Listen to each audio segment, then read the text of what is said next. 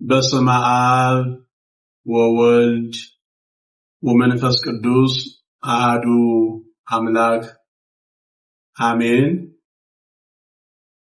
አምላኬ መልአኩን ልኮ እንዳዳነኝ አሁን አወቅሁ። የሐዋርያት ሥራ ምዕራፍ 12 ቁጥር 11።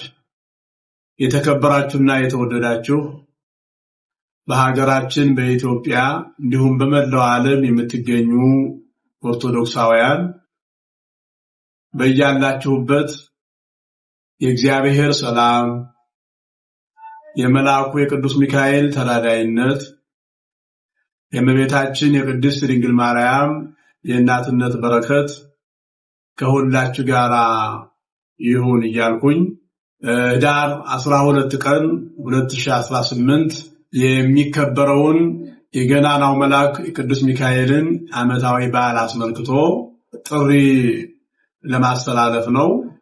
ኅዳር 12 ቀን የእግዚአብሔር መልአክ ፈጣኑ መልአክ ቅዱስ ሚካኤል ከእግዚአብሔር ተልኮ የአብርሃምን ልጆች ከግብጽ ባርነት ነፃ ያወጣበት የመከራውን ባህር ከፍሎ ልጆቹን ያሻገረበት እግዚአብሔር ለልጆቹ እርዳታውን ያደረገበት ትልቅ በዓል እንደሆነ ሁላችሁም ታውቃላችሁ። ይህ በዓል በሀገራችን በኢትዮጵያ በተአምረኛው በንጉሥ ቅዱስ ሚካኤል ቤተክርስቲያን በድምቀት ተከብሮ ይውላል። በዕለቱም ብፁዓን አባቶቻችን ታላላቅ መንፈሳውያን መምህራንና ዘማሪያን እንዲሁም የቅዱስ ሚካኤል ተአምር የተደረገላቸው በርካታ ምዕመናን በቦታው ላይ ተገኝተው በዓሉን ያከብራሉ። እንዲሁም በዕለቱ የቦታው ልዩ ገጸ በረከት የሆነው ከመቅደሱ የሚቆረጠው ለ20 ዓመታት ያህል መቅደሱ ውስጥ ከሚገኘው ንብ የሚቆረጠው ማር እምነቱ ለምዕመናን ይታደላል።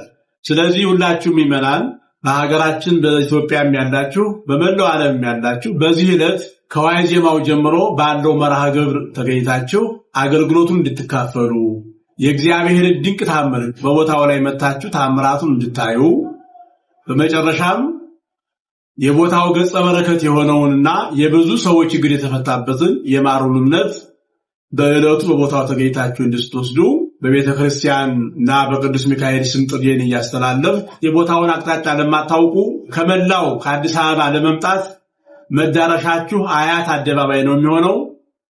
ከአያት አደባባይ ወደ አራብሳ በሚወስደው መንገድ ላይ 200 ሜትር ገባ ብሎ ያለ ቦታ ነው። በዚህ መሰረት ቦታው ላይ ተገኝታችሁ ድንቅ ተአምራቱን እንድታዩ የማሩን እምነት እንድትወስዱ በበዓሉ ላይ ምህላ እንድታደርሱ እንድንጸልይ እግዚአብሔር ስም ለማሳሰብ ያክል ነው። የእግዚአብሔር ሰላም የእመቤታችን አማላጅነት የመልአኩ ጠባቂነት ከኔም ከናንተም ጋር ይሁን። ወስብሐት ለእግዚአብሔር አሜን።